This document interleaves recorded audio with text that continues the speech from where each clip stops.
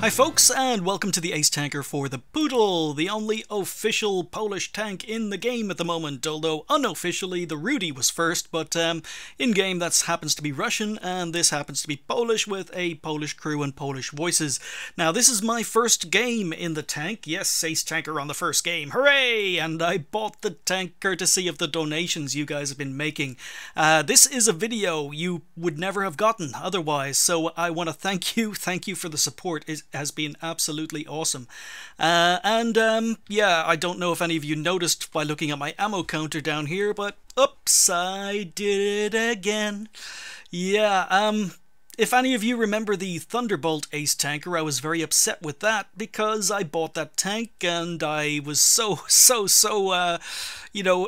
enthusiastic regarding playing it. I clicked battle before putting equipment and consumables or anything on it or changing its ammo loadout, and I did it again. I did it again with this one.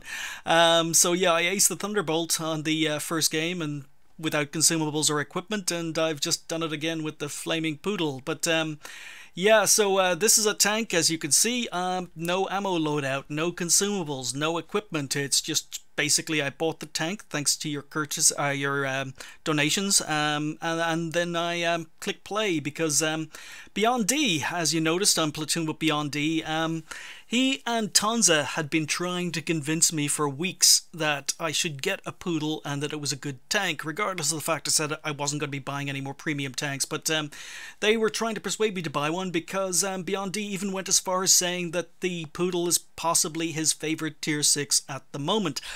Which, as a KV2 aficionado, I actually find that quite disturbing. Anyway, he wanted to play his Pudel, and I'd bought one earlier in the day, as I say, thanks to your support. So I selected it, and I forgot to equip it. I forgot to change the ammo. I forgot to do everything, so arse. Anyhow, I didn't know anything about this tank other than the fact it was basically a reskin of the VK3002M, so I decided, well, I haven't played the VK3002M in well over 3-4 years, so I didn't know what to expect. So I decided to maybe play it more like the Panther M10, which is basically the same tank. This is not a review, but what the heck, let's do tanks GG. So up here we've got the Pudel at tier 6, we've got the VK3002M, the German medium in-game at tier 6. I've also, just for the sake of historical or in-game accuracy, I've included the Panther M10 and the Panther up here. Now, a lot of people are saying that basically this is a stock Panther. The Pudel is a stock Panther at tier 6, and it kind of makes sense because the VK3002M is basically the Panther prototype. Only two were ever built, so we've got the Panther prototype and a stock Panther up here apparently. But when I actually went into Tanks GG, I discovered that even switching the Panther at tier 7 to its stock configuration, the Pudel was still better. So what I ended up doing was I had to upgrade modules on the Panther to make it comparable. So essentially the Pudel is not a stock Panther. It really isn't. The only thing stock between the Pudel and the Panther is the Panther's using the stock turret and the stock gun. But the Pudel has the final engine that the Panther gets at tier 7, it has the final suspension that the Panther gets at tier 7, and it has the final engine that the Panther gets at tier 7. So it's not quite a stock Panther one tier lower, it's actually about half upgraded. The only thing, as I say, that isn't stock about the Panther at tier 7 and the Pudel is the turret and the gun. So it's basically the same tank, and as I say, this is not a review, I don't really want to go into it, but as you can see here, it's pretty much the same tank. We've got the DPM is identical for all three variants of the Panther, with the exception of the Panther M10, which got buffed.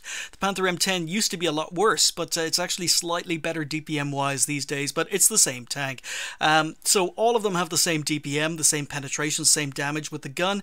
The one little advantage maybe the Pudel has over the VK at tier 6 is the fact it gets 2 more rounds of ammo, which is, next to nothing, but it's the same as the Panther at tier 8, or tier 7 I should say. And the gun handling is identical between the Pudel and the VK. It's as I say, to all intents and purposes, pretty much the same tank. Panther M10 and Panther at tier 7 get slightly better gun handling, with the exception of maybe the Panther using the stock turret and the stock gun, because the turret traverse and accuracy after firing isn't quite as good, but they're the same tanks. All four of these are pretty much the same tanks, until we get to mobility, and then you can see that the Pudel's mobility isn't as good as the VK3002M in game, so there had to be something different about the VK over the Pudel, and it's the power to weight ratio, which is slightly better, which means it accelerates slightly better. Also, the ground resistance on pretty much all of these tanks, the VK, the Panther, and M10, and the Panther, it's all better than the Pudel's. Now, the Pudel's ground resistance isn't bad, but it's better on the other tanks. Now, the other difference between the Pudel and the VK at Tier 6 is the Pudel. This is actually a Panther Aus G, and the Panther Aus G is...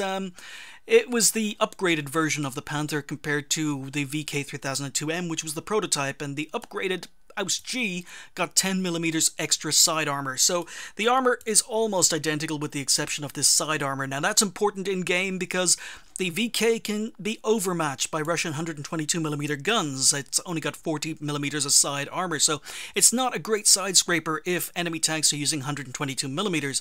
However, the Pudel has 50mm of side armor, which means that it doesn't get overmatched by 122mm guns, and it's essentially a more effective side scraper than the VK is slightly. You know, and obviously health is a difference between the two Tier 7s and the two Tier 6s. It gets the same health as the VK, and as you can see, the view range, radio range is almost identical in all these tanks except the Panther M10, which had its cupola removed because it needed to look like an M10, and therefore the view range is pretty poor on the M10, but it's basically the same flaming tank. That's basically what I'm saying.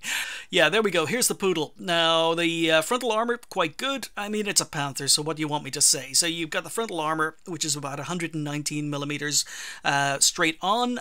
It's 85mm of effective armor, but 119 straight on, so very effective against lower tier, not so effective against similar tier, higher tier. The gun mantlet, again, not as good as you might think. The gun mantlet does cover the entire front of the turret, but it's only about 110 if you hit it flat on. You can hit it at an angle, and it gets a little bit more effective if you hit it on one of these curves, but yeah, you just shoot it straight on, and the gun mantlet isn't great. And the turret armor, again, not very good, or the cupola isn't very good. 107 will go through this, so most lower tier tanks might bounce if you're angling effectively. You know, you want to try and angle this tank if you can, and move the armor effectiveness up, but most tanks that face the Pudel, it's not overpowered. It's basically the VK3002M, and that's not an overpowered tank for its tier. It's a good tank, but it's not overpowered, and I think the Pudel fits into that. So, as I say, it's slightly less mobile than the VK, but it does get slightly better side armor, so you can side scrape, you can get up to about 174, more effective, you know, depending on how much you angle, but you don't want to over angle like most German tanks, because then you reduce the effectiveness of your armor by a huge amount. So you get to the sides, it's only got 50 on the sides, and the rear is only about 50 as well. So you know, it's not particularly overpowered, but it is a good tier 6 tank. Now, as for the history, I've covered Panthers on the channel before, but I guess you thought I'd forgotten, didn't you? You thought I'd forgotten the history. Well, not really. I'm just not going to go into it in a lot of depth because there are other things to talk about. But this is a Panther Aus G. Now, the Panther Aus G was the most modern variant of the Panther, I guess would be the way to say it. It was the most advanced variant of the Panther. It was also the most built, most produced version of the Panther, with about 3,000 of them being built throughout World War II. Now, the Aus G, as I say, came to about 3,000, whereas the Aus A was 2,200 of those variants being built. The Aus D had 842, and then there were the original two prototypes, one of which is the VK3002M we have in game. Now, the main differences between the latest version of the Panther, the Aus G, and the earlier versions is that, as I showed in Tanks GG, it came with 50mm of side armor compared to the 40mm the others got. The other major difference between the Aus G and the earlier variants of Panther is the commander's cupola, which you can basically see here is rounded. It is rounded. I know there's a rim here, but it is actually a rounded cupola.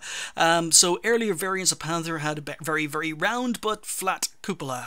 It looked more like a drum, so there was no sloping or no rounding on it. So that was probably one of the easiest ways to identify what version of Panther it is. If it comes with a rounded cupola, then it's an Aus G, and if it comes with just a simple round drum-shaped cupola, then it's an earlier variant. So they're the only major differences. There are other minor differences, but anyway, this, as I say, is a Polish Panther, and how did it end up being Polish? Well, now we need to talk about a little known and probably very, very sad period of World War II. Now, when I say little known, I mean little known outside of Poland, because this certainly wasn't included in my history books. In the summer of 1944, the Soviet army were advancing through Poland towards Germany, and in their way was Warsaw. Warsaw sitting across the Vistula River. Now, the Soviets predicted a long, drawn-out battle to defeat the heavily entrenched German forces in Warsaw, so they basically contacted the Polish government in exile in London, and they promised to support an uprising when they reached the city. Now, the Polish government in exile also wanted an uprising even before the Soviets reached the city, because they feared Soviet occupation across Poland if the Soviets were the ones to liberate the city. So on August 1st, 1944, Soviet troops advanced on the city and then stopped at the gates. The Polish resistance rose up and started a brutal and vicious uprising, fighting street to street, building to building, room to room. It was an absolute brutal uprising. They captured a number of German vehicles during the uprising, including a Tiger I, a Panzer IV, a Hetzer, and 2 Panthers. Now, most of the captured armour was destroyed by the Germans on the day it was captured, but the 2 Panthers weren't. The Polish resistance decided to name the 2 tanks Magda and Pudel. Magda was used during the liberation of a concentration camp, and Pudel was used in the street fighting around Warsaw. Now, one source states that both tanks were destroyed by the Germans a few days later, and another source I've read says that the tanks were destroyed by their own crews after running out of fuel. After 3 days of fighting, they were burned to basically prevent the Germans from recapturing them. But sadly, while the uprising was occurring, the Soviet troops still sat outside the gates. They didn't help the resistance. In fact, the Soviet troops outside the gates of Warsaw were to sit there for another 5.5 months before advancing on Warsaw. Now, in that 5.5 months during that time, the Germans weren't very happy with the uprising. They basically stopped the uprising, and they stopped it brutally with tens of thousands of Polish fighters, not just fighters, but civilians being killed. They then took pretty much the entire population of Warsaw that was left, and then they shipped them to the concentration camps, and then proceeded to destroy the city. Half the city in the east, or half the city on the east bank of the Vistula River. I'm actually going to see if I can get a picture of this. So there we go. As you can see, half of Warsaw is on the east side of the river Vistula, the other half of the city's on the west. So yeah, basically while the Germans were crushing the uprising, as I say, they killed tens of thousands, they shipped the remaining population off to concentration camps, and then they proceeded to absolutely destroy the city. So the city of Warsaw, or the part of the city that was on the east bank of the river Vistula, was destroyed and razed to the ground, with over 95% of the buildings destroyed or gone.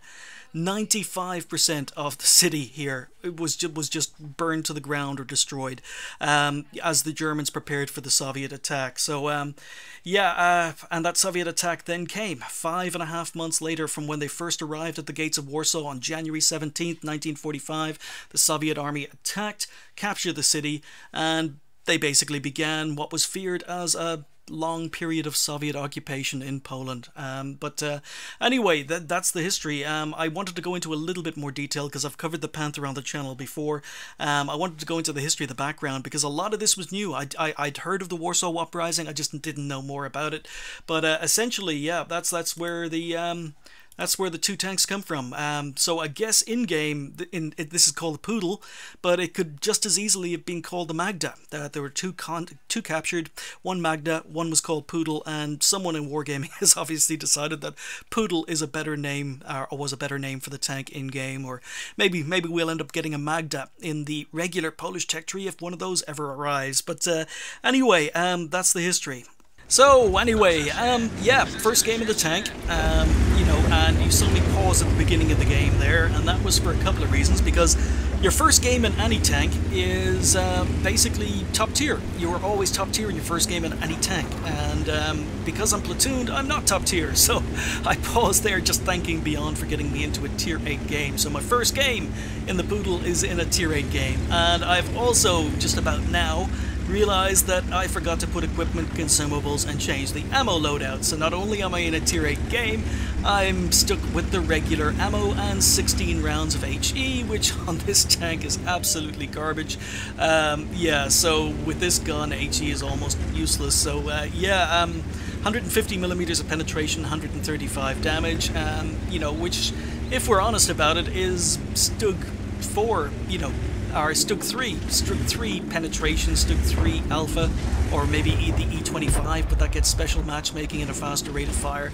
So yeah, I'm just setting up here for my very first game now. Beyond D has gone south onto the 1 line. I'm up here on the north on the 2 line, and we're just going to wait for enemy tanks to advance. And really the tank I don't want to run into is the T-32, because I'm going to have severe problems trying to deal with any heavily armored tank with a lack of premium ammo. I have no premium ammo. But anyway, we've moved up, and the Tiger 1 is advancing.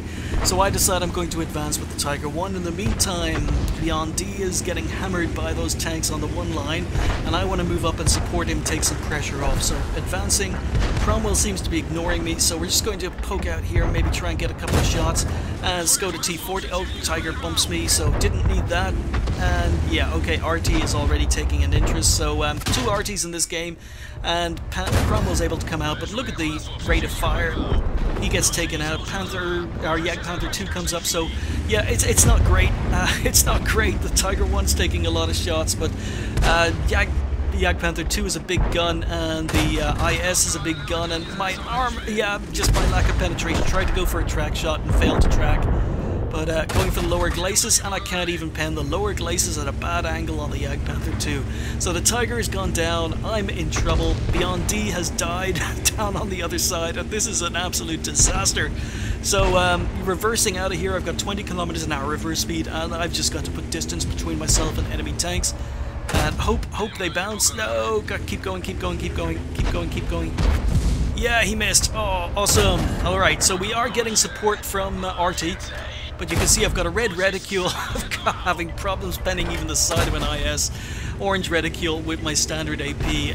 Yeah, the penetration is very, very lacking on this gun, but I've got to get out of here. T-34-85M just on the 1 line is taking a big, big hit. He's going to die soon. I've got to get out of here. In the meantime, enemy Skoda T-40 overturned their vehicle. Okay, so that's good. I've just got to retreat. I've got to retreat, and maybe I'll try and ambush these guys. Okay, IS is advancing. He's on low health. It's going to take a few shots to hit him, but we pen one into his side, trying to reverse side scrape. He's ignoring me. Okay, now I've got to turn around. I've got to deal with these tanks. In the meantime, Beyond D is coaching me. He's saying, move forward, advance, and I'm saying, that's what I'm doing. The tank only moves so fast. Okay, alright, okay, gonna move up. He's saying go for the IS, but if I go for the IS, I don't really want to be flanked, but I should have gone for the IS because the other 2 tanks are on the 1 line, not the 2. But thankfully, the IS is taken out, and I'm going to do some flanking. So I'm ahead of Beyond D in his thinking here. He goes, go flank, and I says, I am. So we're going to move up. Hopefully the 120 FT is going to be able to hold the enemy tanks off. I'll get around this corner and maybe get some rear shots in. So we've only done 437 damage here. Haven't lost very much health, but we've gotten up to the rear of enemy tanks. We can put 1 shot in. The low alpha means I can't kill him. The rate of fire means I can get a shot in before he can react. So again, T-34-85M, and we'll put a shot in here. Okay, alright, so tier 6, tier 8 game, and we are starting to own it up. So 818 damage, up to 2 kills. And do I go north or do I go around? I decide to go north because 2 dangerous RT up here. But my view range is not terrible. There's a Stuba Immel in the middle, which I can deal with. Don't need my HE, don't need my premium ammo to deal with the Stuba. So yeah, first game of the tank, no Sixth Sense, I should point out as well, because it's a brand new crew. So I believe they're 100% with Brothers in Arms, but I've got no skills. So anyway, we move up, and we're going to start putting shots into the rear of the Stuba and bouncing, and this is fantastic, and I miss. And I'm keeping on the move because I don't really want RT to, focus me, but we try and track the Stuba. We managed to track him, but he turned around. I should be in cover now. So I'm wondering if he's going to go for a blind shot. We're just going to keep on putting shots in here. He's advancing to try and spot me, but we've got RT in play. Is he still advancing? Oh, another one. Yep. Okay, there he is. And another one finishes him off. So we're up to 1500 damage, 3 kills on higher tier tanks, and moving on. Oh, 88. Okay, we spotted him. Don't know if he spotted me, but this is going to be so difficult to deal with this guy. We're going for his cupola, we're bouncing.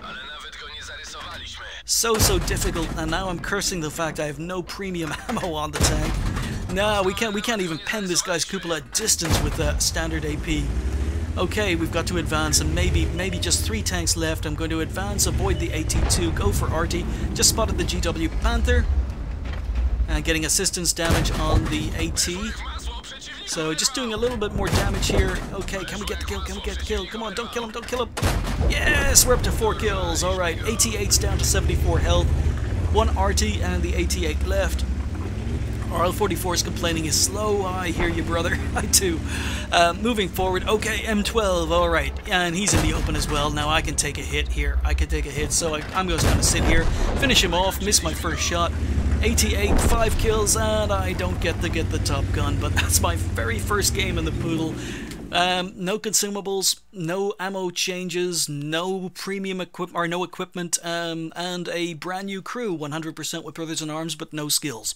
And then this popped up, and I think, oh, awesome! Now I've got to explain to you guys how I was a complete and utter idiot by playing a tank without setting it up first. And I knew nothing about the Pudel, didn't look into it before playing this game, I just played it fresh.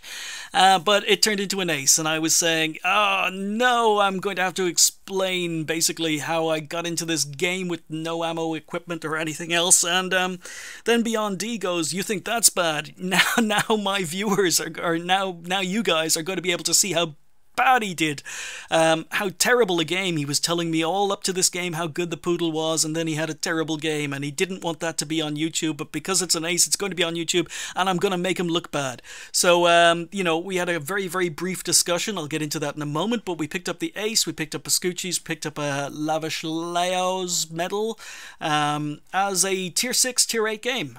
So, you know, I can't complain. I mean, the VK3002M is a pretty good tier 6, and the Pudel is a VK3002M with slightly less maneuverability, slightly less acceleration, but it's basically the same tank. So finished top on XP with 1308, 2116 damage done, 5 kills was enough to pick up the ace, and Beyond D finished mid-table with 428 damage and 446 XP, and he didn't want me to mention that because he didn't want to show you guys a bad game. So we had a brief discussion to basically maybe make him, you know, seem better in a good light. So the best he could come up with was yeah, well, you know, okay, he may not have done a lot of damage, he may not have had a lot of XP, but he did bounce a lot. He did bounce a lot, so that's the positive we came from our brief conversation. He received 9 hits, and he bounced 4, and, you know, 5 did pen, but yeah, he bounced a reasonable amount of damage. He bounced 800 damage with his armor, which is the same hit points as his vehicle. So there we go, we came up with a positive for Beyond D, so he didn't look bad in this video. Anyway, fired 32, hit 27, and so I hit most of my shots, but we managed to bounce 17 because I think this is a tank where you're going to have some premium ammo on it, especially when you get into tier 8 games like we did by accident because we were platooned. But you know, happy with the damage. I only received 2 hits, managed to bounce 1, spotted 3, damaged 8, destroyed 5, and 622 assistance damage, and, you know, credit earning, considering I wasn't firing any premium ammunition, came up to almost 54,000 credits with a premium account. And again, once again, I want to thank you guys for your donations, because this tank is courtesy of your donations. My premium account is courtesy of your donations, and it gets me to talk, you know, I get to talk about stuff that I probably wouldn't have talked about otherwise, because as I say, I can't buy any more premium tanks at the moment. But we finished up with 1962 XP overall on a ×2, because it was my first ever game in a tank, which means we got a bonus for platooning, bonus for premium, and it finished up with 4,572. So this is the one and only game I've played in the Pudel. I haven't played it again since, but I will. It's a tier 6, so it's going to go in my review folder. I'm going to have to review it sooner rather than later, which means I'm going to have to play it sooner rather than later, and also, you know, I need to get that crew. I need to get a 100% crew in it, so I'll probably do that while I'm playing games for a future review. Anyhow, I want to thank you guys for watching. watching. I want to again thank you for your generosity, your donations. Otherwise this video, this tank wouldn't have happened. I wouldn't have been able to talk about the history, and I wouldn't have learned about the Warsaw Uprising. I'd heard of it, but I didn't know the details. So I want to thank you for furthering my knowledge. Thanks for watching. I'll see you next time.